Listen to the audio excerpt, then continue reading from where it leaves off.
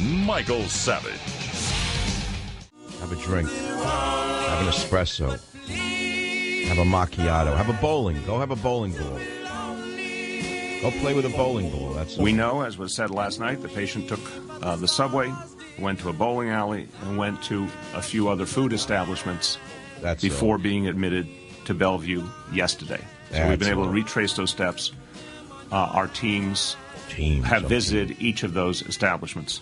The JV I want to team. emphasize again, casual contact cannot lead to acquiring this disease. The only threat is if one has come in contact directly with the bodily fluids of someone who has this disease. The propaganda continues. Again, the propaganda. It's all we're hearing from the Democrat Socialist Islamist Party USA. So let me ask you this, Mr. Mayor, Mr. Governor, Mr. President. Let's not have any more vitriol between ourselves. We're all Americans. We're all trying to control this disease. So let me ask a simple question that your genius Frieden and the other one in the white suit, Fauci, I love they came out in the white suits today, starched white suits to show you everything is fine. At the same time, Mr. Bowler comes back, passed a new enhanced screening at JFK Airport and fell victim days later. So what does that tell you? Why don't you try to use common sense once in your life, Mr. Governor, Mr. Mayor, Mr. President? So I'll ask you this question, okay? If it's so hard to catch, how did this good doctor catch it? Let's make it real simple. Is that something that the CDC hasn't asked you yet?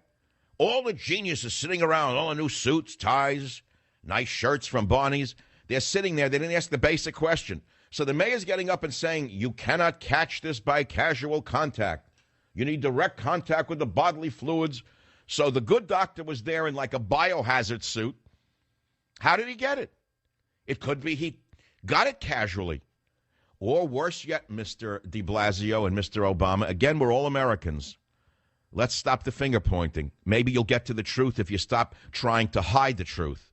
Maybe you'll arrive at the truth if you stop thinking about the objectives of the Democrat Party for 10 seconds and do your jobs to protect the American people. So let's ask this question. The good doctor from Doctors Without Borders, a good man, goes over there to help people for free. He comes back. He passes your new enhanced screening at JFK Airport. No symptoms whatsoever because you didn't close the flights, number one. I blame you. Number two, he should have gone into quarantine for 45 days. I've told you that for 3 weeks, but you didn't listen to me. You listened to those morons at the CDC who are giving you the wrong information. But again, how did the good doctor get the disease if it's so hard to catch? How did it happen? He had a biohazard suit on. He cleared the government's newest enhanced screening protocols. Could it be that the advanced screening is a load of bull crap? Could it be that it can be spread casually, such as through droplets, as has been reported in the real scientific literature as opposed to the propaganda literature coming out of the Stalinist Democrat Party USA to tell you all is well? See, now we've passed the point of no return. This is no longer a matter of Republican versus Democrat. All good people listening to this show can agree to one thing, which is that they are either lying to you or they don't know what they're talking about. Now, 3 weeks ago, I wrote an article that was entitled, They Don't Know Ebola from Shinola. It was a big hit. It was linked all over the place. 2 weeks ago, I was attacked by some moron at CNN named Jack Taperwood. Taperwood had the nerve to say that I said things I didn't say. But what I said that CNN quoted correctly is that Obama is sending 5,000 troops to Liberia, one of the epicenters of this disease. And I said, is it not logical to conclude that at least one of them will come back asymptomatic? Well, Jake Tapperwood said, how dare Savage even ask the question? Savage is implying that Obama wants to give Ebola to the troops. But you know what? I've been proven to be right. Now, I realize a prophet in his own times is very often reviled, and I'm lived with that for 20 years. I'm ignored not only by the left-wing press, but by the so-called conservative press, who would rather have a junkie musician on with sunglasses today, than have me on with Stop the Coming Civil War. That's their choice, and that's their embarrassment. Roger Ailes will have to live with that the rest of his life. The fact of the matter is I am a prophet in my own time, and I'm trying to warn America. I'm trying to warn you that the people in charge either know something and are not telling it to you, or they're complete idiots. And that's what I think is the truth. I think they're complete idiots. That's right. They know how to manipulate. They know how to steal votes. They know how to rip off money. They know how to take money out the back door. They know how to do everything except run a country correctly. So I'll ask you again. I'm going to ask you once again, and let's now calm down together, me especially.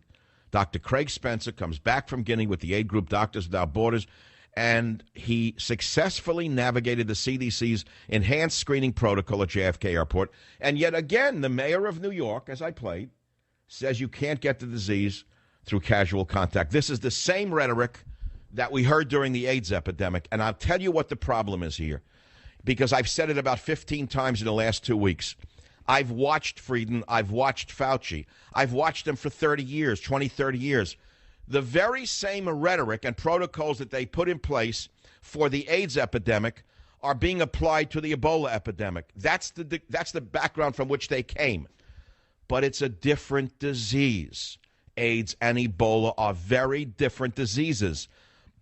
The viruses are different. The transmission route is different, and to some extent. And so to keep putting out the rhetoric that you can't get it from casual contact is true for the AIDS virus, but it's not true for the Ebola virus, as we have so sadly learned. And I'm the only one in the American media who understands this. I'm the only one in the American media who has a degree, a PhD, write it down, Doctor of Philosophy degree from the University of California, in part in the subject of epidemiology. It doesn't make me the world's leading expert on virology or Ebola or Lassa fever or any of the other hemorrhagic fevers. But I know enough to read the literature, and I also have great common sense because I am an immigrant son. And I'll tell you something about what that means. It means that the average taxi driver in Manhattan has more common sense than Mayor de Blasio. That's what it means. Now, I want to read you some of the Twitters about Dr. Craig Spencer, who went bowling and a few restaurants and whatever. Here's what the average person wrote. Headed home to Williamsburg, skipping tonight's bowling plan. Another one wrote, time to start grounding flights from West Africa. You know, so people don't jump from an Ebola-stricken zone into Brooklyn bowling alleys. Another one wrote, I feel sorry to New York doctor who has Ebola, but why did he think it was okay to ride public transportation, eat out, bowl at 2 bowling lanes? You know, that's an interesting question. In other words, the doctor didn't think he had the disease. That's obvious. On the other hand, the doctor should know he should have put himself in quarantine for at least, they say 21 days. I would say 45 days. Any doctor who goes there should not be able to come back to an un-Ebola zone for at least 45 days. Wait it out there, sweat it out there, but don't bring it back to your home country. 45 days would be more appropriate. Another one wrote this. Self-quarantine under Obama and the CDC equals go bowling all night, ride Uber and take the subway. Cheers, doctor. Another one wrote, the guy who handles bowling shoes at the NYC bowling alley that Ebola doctor played probably doesn't love his job right now. Another one wrote, how did you get Ebola? You rented some bowling shoes on Wednesday night and had a scratch on your toe? That's bad luck, man. Another one says, blah, blah, blah. Have Ebola? Feel free to take planes, trains, taxis, even lick a few light posts, but stay away from the bowling lanes, man. Another one wrote, a doctor who has worked with Ebola returns home to a huge city and doesn't self-quarantine. In fact, he goes bowling, eats in a restaurant, rides Uber in a subway. Are all doctors idiots? So you get the picture. In other words, Twitter users are smarter than the mayor. Twitter users seem to have a better handle on what should have been done than the head of the CDC. You know, there used to be a saying in the 70s. It was a bumper sticker that liberals like to put on their cars. And it went like this. It said, when the leaders won't lead, the people must lead the leaders. Remember that? Anyone raise your hand out in the Savage audience? Some of you must have been liberals or ex-liberals who are now realists and understand what's happened to the country as a result of the psychotic drug addicts, right? You remember the bumper sticker? When the leaders won't lead the people must lead the leaders. Well, we're the people. And I, Michael Savage, am trying to lead the leaders. It doesn't do me any good to ridicule them. It doesn't do you any good to ridicule them. But something has to happen, and it has to happen fast. You look at the way they're fighting this war on Ebola. They're failing us at every level. In a sane country, the head of the CDC would have been fired. The president probably would have been forced to resign by now. If we had a semblance of democracy, because of the bungling on Ebola, the bungling on the war on terror, and all of the other crimes he has committed, we certainly would have had a resignation by now in a legitimate democracy. But we're stuck in a sort of autocracy. We know that. And now what are we going to do about this? What do you think about this doctor? What do you think about my statements? Who do you trust or not trust on Ebola? Do you trust Michael Savage or the CDC? Who should be in charge of our Ebola response is another question. They appointed some government hack, a lawyer who worked for Al Gore and Joe Biden, a bagman, in other words. He's the Ebola czar. Are you ready for this? The Ebola czar lawyer didn't even show up today at the emergency meeting on Ebola. He wasn't at the meeting. Now, can you explain this to me? Can you explain a bigger embarrassment in your life than Obama first picks a fixer, a lawyer, as the Ebola czar? The man doesn't know an aspirin from the A train. Maybe he knows the difference between aspirin and A train. It's not a good analogy. The man doesn't know a cyclovar from an aspirin tablet. Let's put it to you that way. The man wouldn't know the chemical formula of H2O, what it represents. I'm sure he knows what CO2 is because he worked for Al Gore pushing the big lie about the dangers of